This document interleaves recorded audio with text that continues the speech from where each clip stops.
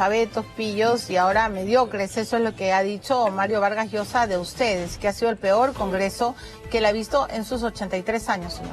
Bueno, yo no tengo tantos años como él y he visto congresos parecidos, ¿no? A ver, yo lo aprecio, creo que es un gran valor para la cultura peruana, es un gran exponente de la cultura peruana en el extranjero. Y yo lo acompañé, además, cuando lo hicieron doctor honoris causa en la Universidad de Salamanca, la más antigua de Europa. Fui el único peruano, aparte del embajador, que estaba presente, y compartimos una mesa después. En fin, yo le tengo mucha simpatía. Ahora, me da tranquilidad que diga eso. ¿Por qué? Porque siempre se equivoca en política. Entonces, lo más probable es que ahora también se equivoque.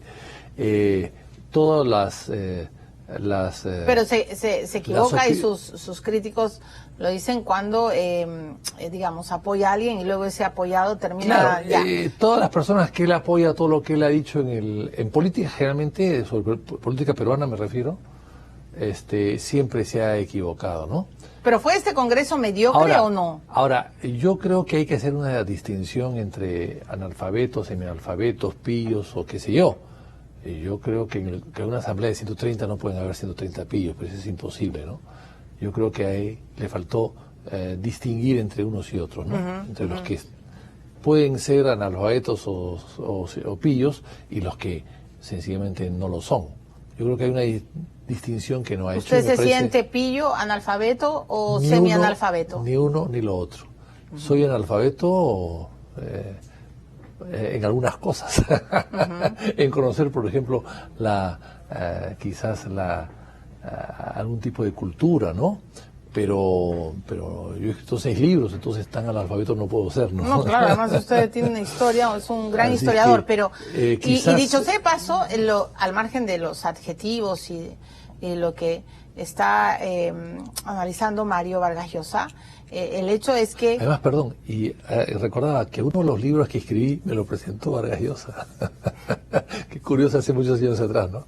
Así es que, en fin, no me considero, pero en todo caso, en algunas cosas podemos ser ignorantes, ¿no? En algunos temas, ¿no? Sí, claro, pero el punto es que para él ha sido el peor y el más mediocre, ¿no? De los últimos tiempos, y este congreso es el que acaba de presentar una demanda, ¿no? Competencial al TC. Ayer el magistrado Blume decía que este jueves van a analizar la admisión de esta causa y que también este jueves se va a analizar si se admite, ¿no? O qué va a pasar finalmente. No sé si la palabra sea admisión. Y también yo soy ignorante del derecho de algunos términos, pero sí Ortiz de Ceballos al final va a juramentar o jurar como tribuno, y usted lo presentó, ya aclaró cómo ha sido, pero le quería preguntar por qué la candidatura de Gonzalo Ortiz de Ceballos fue básicamente por la iniciativa de Acción Popular. Sí, ahora, volviendo a lo anterior, antes de dejar lo anterior, yo recurriría al tema de la calificación de una institución como el Congreso, un poco recurriría a lo que dijo Ortega y Gasset, el gran Ortega y Gasset, los años 30 o 40 de España, ¿no? Cuando trataba de explicar la guerra civil española, donde murieron casi 1 millón de personas, y que nadie entendió cómo ese país pudo haber llegado a una guerra civil durante 3 años que fue terriblemente dura. Él decía que el Congreso y la clase política española era el fiel reflejo del pueblo, que era un pueblo enfermo España de aquella época. Entonces, esa clase política, ese Congreso era fiel reflejo de lo que pasaba en la sociedad. Entonces, lo que hay que analizar acá es eso también. O sea, el Congreso nuestro es el reflejo de nuestra sociedad. Ah, pero por supuesto. Entonces no podemos... Porque es el pueblo peruano el que vota y el que pone a los congresistas. Porque no se autoeligen, sino los eligen. Entonces quien elige debe tener los defectos o debe elegir a quien cree que tiene sus propios defectos o virtudes, entre comillas. Sí, claro, estoy de acuerdo. O sea, los peruanos elegimos a los políticos. No es que ustedes van y se ponen... Claro, nadie se pone una cinta por gusto. No, pero voy a yo seguir en mis 13. Para mí hay una perversión con la cifra repartidora. Porque Bueno. una cosa es que tú votes por un partido y tenga un porcentaje, y es que otra, Sí. por la perversión de la cifra repartidora, un partido que Sí. solo tiene 30% termine teniendo 73 congresistas. Exactamente. Es ese exactamente. para mí algo muy delicado. Pero la cifra repartidora, que fue una solución en su momento, Sí. la solución era porque había dos cámaras De y había acuerdo, mucho pero más. ahora ya no, pues Vitocho. Ahora hay una sola cámara y el Congreso es muy pequeño. Entonces la cifra repartidora se vuelve perversa. Totalmente. Ese es el tema. Bueno, pero son defectos porque se han ido corrigiendo una serie de cosas y no se han corregido de manera integral o no se han ajustado de manera integral. Por eso es la distorsión. Pero estoy de acuerdo en que a este Congreso lo eligieron los votantes. Bueno, así es. ¿No? Y bueno, obviamente no nos gusta pues que el fujimorismo haya tenido mayoría, No, obviamente. a nadie le gustó. Y a nadie le ha gustado, pero ahí estaban. A nadie le ha gustado. O sea, ¿qué cosa hacemos? Pues ante un Congreso que es un yo desastre. digo, ¿qué cosa hacemos? Bueno, ¿lo disolvemos? a pesar de que está contemplada el cierre, el tal como se ha hecho es un cierre. Por eso es que yo creo que Vargas Llosa se equivoca, está mal informado, lo han informado de un lado y no del otro. Él dice, en la entrevista, le he escuchado decir que el Congreso le negó 2 veces la cuestión de confianza al presidente. No le negó la cuestión de confianza. Él no se ha enterado de que la cuestión de confianza se dio a favor y que cuando el señor Vizcarra anuncia la disolución, todavía no sale el decreto que sale después, ya el Congreso había aprobado una cuestión de confianza. O sea, no es verdad lo que él dice. O sea, hay que analizar bien el tema, porque esto es un tema que es un tema muy delicado. Muy que delicado. ha generado una controversia Una fuerte. controversia. De acuerdo. Y que finalmente, hay que decir las cosas como son. Yo quiero que el Congreso lo cierren, pero creo que el Congreso ha sido mal cerrado. O sea, eso es lo que hay que decir. O sea, ha debido... O sea, usted diría hoy día eso. Yo quería que cierren el Congreso, pero estuvo mal cerrado. A mí me parece que el Congreso puede cerrarse y probablemente haya estado bien, o sea, probablemente haya actuado tan mal que merecía un Ser cierre. cerrado, ok. Pero de allí a cerrarlo como se ha hecho, No. no. Ok. Eso es totalmente inconstitucional, totalmente irregular. Y ahí el TC, entonces volvemos a la pregunta, este jueves van a discutir la admisión, ¿no es cierto?, Así de esta es. demanda de competencias. Yo creo... ¿Qué va a pasar? Bueno, si el presidente es todopoderoso, el presidente ha cerrado el Congreso, el presidente se la ha jugado por unos fiscales, ha criticado al Poder Judicial, ha criticado... En fin, el presidente de la República se mete en todas partes y se mete con toda la autoridad que tiene.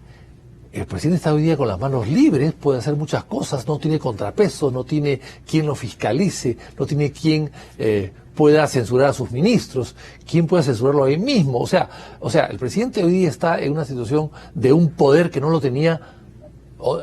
Yo creo que desde Odría, del año 50, no había un gobernante con tanto poder como el presidente el día de hoy. ¿Ni Fujimori? Yo diría que Fujimori quizás al principio tuvo también estas mismas atribuciones. Usted está diciendo que... Pero después, no quiero hacer comparaciones. Fujimori también tuvo el mismo poder probablemente y utilizó a Montesinos. Yo creo que no. Pero usted está diciendo que Vizcarra caso, es hoy tan poderoso como los dictadores, como Odría y como Fujimori. Así es, exactamente. Ajá. Exactamente. Pero una cosita. Fujimori tenía a Montesinos, Odría tenía a Esparza, Sañarto. ¿Y a quién tiene Vizcarra? Esa es la pregunta que hay que hacerse. ¿A Guiar? Bueno, puede ser. Esa es la pregunta que hay que hacer. Todavía no conocemos todo lo que pasa en Palacio de Gobierno. Ya, pero un ¿no? segundo. Pero entonces, lo que es cierto es todo el que tiempo que él es un demócrata. este señor ha utilizado la estructura que dejó Fujimori constitucional para afianzarse en el poder y gobernar muchos años, la está usando para él. Pero Vitocho, Vizcarra... No sé si para hacer lo mismo, pero de hecho, en este momento él tiene una absoluta libertad, igual a la que tuvo en su momento Fujimori, en su momento Odría y en su momento los dictadores del pasado. Ya, pero Vitocho, Vizcarra ha dicho que él es un demócrata. En un primer momento dijo que él se allanaba al TC y que podía dirimir. Luego dijo que hay usurpación de poder o la sea. Empieza a opinar. Dice que el tribunal debe hacer esto, hacer lo otro. Es decir, él empieza a opinar, él empieza a dar órdenes. ¿Usted cree que Vizcarra ordena en el Tribunal Constitucional? Cuando el presidente, ¿Usted cree que lo tiene cuando tomado? el presidente de la República dice el tribunal tiene que rechazar esto, o esto es improcedente, o el señor Barnechea no es presidente del Congreso, este es un usurpador, bueno, la palabra del presidente es muy importante, ¿no? Es muy importante, es una palabra que pesa y que por lo tanto reviste temor, Reviste gravedad. Gravedad, y la gente...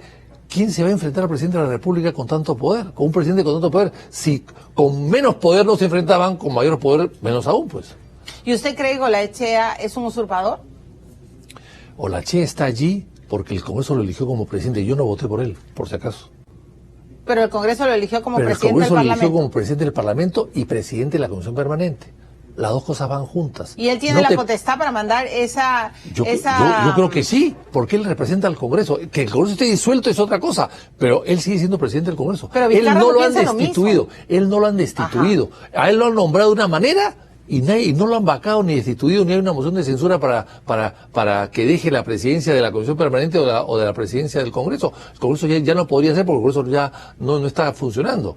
Pero él es presidente del Congreso y en calidad de presidente del Congreso preside la Comisión Permanente, por lo tanto tiene los poderes que tiene el presidente del Congreso. Pero lo que dice Ceballos, lo que dicen los oficialistas además, es que el Pleno es el que manda al TC. Bueno, pues pero el Pleno no está funcionando y lo que sí funciona es la permanente. No se puede decir que porque el Pleno no funciona, por fuerza mayor, él no pueda presentar un recurso de esa naturaleza. Entonces, al final, ¿quién representa al Congreso? Nadie. ¿Está descabezado? No está descabezado. No está descabezado. Es como un presidente de una empresa en liquidación. Bueno, pues sigue ejerciendo ciertas funciones. No podrá vender no podrá hacer negocios una empresa en liquidación, pero sí puede representar. ¿Cuáles son y además hay que leer, la persona que más sabe de derecho parlamentario en el Perú se llama César Delgado Guembes. Le paso la voz a todos los pseudos constitucionalistas que han salido a opinar. César Delgado Guembes. Lo voy a invitar. Invítalo. Lo voy a invitar. Él es el que más sabe y tiene un libro inmensamente grande, un tratado sobre derecho parlamentario. Así. Bueno, ahí está todo y él lo ha explicado ya. Que el presidente del Congreso es lo mismo que ser presidente de la Comisión Permanente y por lo tanto son cargos que van uno con el otro. O sea, sí tiene, digamos, la legalidad para presentar esa demanda competencial. Además, mi pregunta, Vitocho, es ¿qué va a pasar? Porque francamente seguimos en la gran incertidumbre, ¿no? De que, a ver, ¿usted se va a poder presentar o no a esas elecciones? El Jurado Nacional no lo ha dicho de manera expresa. Hay quienes dicen que ninguno de los que fueron disueltos debería de presentarse. 2. ¿Qué pasa si el Tribunal Constitucional dice sí, en efecto hubo infracción constitucional? La Comisión de Venecia acaba de decir que fue inusual, que nunca la puede haber Comisión una de cuestión de Venecia, confianza por una reforma con un lenguaje constitucional. muy diplomático, que parece un Sí. lenguaje más de la ONU que de la Comisión de Venecia, le ha llamado la atención al gobierno. Suavemente, sin calificativo, nada, pero si uno lee bien los textos, se da cuenta de que se ha actuado precipitadamente y sin guardar ciertas normas y reglas, y además que el tema es inusual. En América Latina no existe esta figura, y además nosotros lo hemos venido diciendo hace mucho tiempo atrás. Aquí la mala reacción de la constitución del fujimorismo, que una constitución que nosotros siempre en Acción Popular no nos ha gustado, hay que recordar que Álvaro Landini en pleno hemiciclo tiró esa constitución por los suelos. Hay que recordar eso, así que nunca nos ha gustado, siempre hemos preferido la del 79, siempre hemos preferido la del 79. Bueno, esa constitución que está mal hecha y mal redactada, deja espacio a que puedas interpretar voto de confianza o con cuestión de confianza, pero la cuestión de confianza que se pueda realizar todo el tiempo, o sea, al final, si vas a gobernar con cuestiones de confianza por cualquier cosa, pues entonces el Parlamento va a ser una mesa de partes. Si eso es lo que queremos, no creo que eso es lo que queremos en el futuro. O sea, no puede ser ilimitada tampoco. No puede ser limitada de ninguna manera, y menos sobre todo sobre cuestiones constitucionales, sobre reformas constitucionales. Eso es inaceptable. Y lo dice la Comisión de Venecia. Pero si hubiera cometido una verdadera infracción constitucional, a pesar de toda esta controversia, no hubiera sido aplaudido. Piñeira le acaba de decir a Vizcarra, aquí en Paracas, que él ha sido casi sabio, porque el pueblo nunca se equivoca. Macri lo ha felicitado, la propia embajadora de Inglaterra. O sea, digamos, él está legitimado no solo por el pueblo, sino por la comunidad internacional. No he visto yo cosas tan claras de Macri ni de Piñeira. No he Piñeira visto. en Paracas se lo dijo. Bueno, no lo sé. pero no hay un pronunciamiento del gobierno americano, no hay un pronunciamiento de la Comunidad Europea, no hay ningún pronunciamiento. Eso significa que están observando a ver qué pasa. Claro, lo que pasa es que cuando tú haces una actitud de esta naturaleza de ser del Congreso y dices que es constitucional, cuando en realidad no es exactamente constitucional, había una violación de la Constitución, pero está permitido, entonces hay una confusión y puede haber una controversia. Pero no hemos visto en otros países que haya habido un aplauso, ¿ah? Yo no he visto, por lo menos. Y yo que he estado ahora en Estados Unidos y que vengo de ahí, el desconcierto es total. Ah, no, y el desconcierto y es la imagen del Perú, la gente Lo que dice, pasa es que no ¿qué podemos le tapar el pasa sol al con Perú? el dedo. Ah, bueno. O sea, el Perú era una estrella en el firmamento. El Perú había crecido 8% de promedio en los últimos 12 años. Y ahora con todo esto, detenida la economía y con estos problemas políticos, hay que leer lo que dice The Economist. Sí. El The Economist ha dicho, cuidado, que este ruido político va a dañar la economía, o ya le está dañando la economía. Bueno, yo creo que ya la dañó, pero vamos a ver cuáles son los resultados. De hecho, hasta el ex ministro asegura, el ex ministro de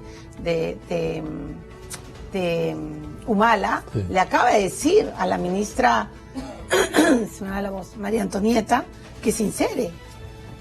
Bueno, que sincere el crecimiento y que dé las cifras reales, ¿no? La ministra Alba ha dicho que va a crecer el Perú 6% con sesgo a la baja. Sí, ¿cómo no va a decir sesgo a la baja? Pues. Pero si ya el BCR ha dicho que cree 2.7, los bancos han dicho que va a crecer 2.1 y el sesgo a la baja, no, que diga va a crecer 2% con sesgo al alza. Que diga eso. Pero sesgo a la baja es un nuevo concepto. No, es un pero nuevo ahora estamos enfrentándonos a como la inflación concepto. Neta y bruta, ¿no? Igualito. Ya, pero Carla me pone la música, pero usted no me ha contestado. ¿Qué va a pasar? ¿Qué pasa si el TC dice hubo infracción? ¿Ustedes qué van a volver? ¿No van a poder volver? ¿Cómo van a volver? No, yo estoy tranquilo afuera. ¿Usted no quiere volver? No. Yo estoy tranquilo afuera. No lo sé. ¿No sabe lo que va a pasar? No sé lo que va a pasar. ¿Y Ortiz de Ceballos va a ser admitido como magistrado? Nosotros lo propusimos, creo que es una buena persona, es una persona calificada, pero ya no depende, y nosotros lo hemos propuesto. El Congreso lo ha elegido por una votación raspando y finalmente el tribunal tendrá que decir si lo admite o no lo admite. O sea, en Cristiano, usted no sabe lo que va a pasar estos jueves. No sé lo que va a pasar. La verdad que no lo sé. Quisiera saberlo, pero no. Sí, pues todos estamos en incertidumbre. Lo volveremos a invitar después. Esa incertidumbre le hace un daño tremendo a la economía del país, ¿eh? Porque en la economía tú puedes asumir riesgos. Lo que no puedes asumir es incertidumbre. Bien dicho, Vitocho, porque esa es la verdad de la milanesa. Muchas gracias por estar aquí. 8:37 ha sido el congresista García Belaúnde. Bueno, hay que tomar en cuenta lo que acaba de decir, ¿no? Según y él es un buen historiador de la política peruana, según su criterio, Martín Vizcarra tiene tanto poder y absoluto poder como tenía Alberto Fujimori como Manuel Odría. ¿Qué tal? ¿Cómo haríamos?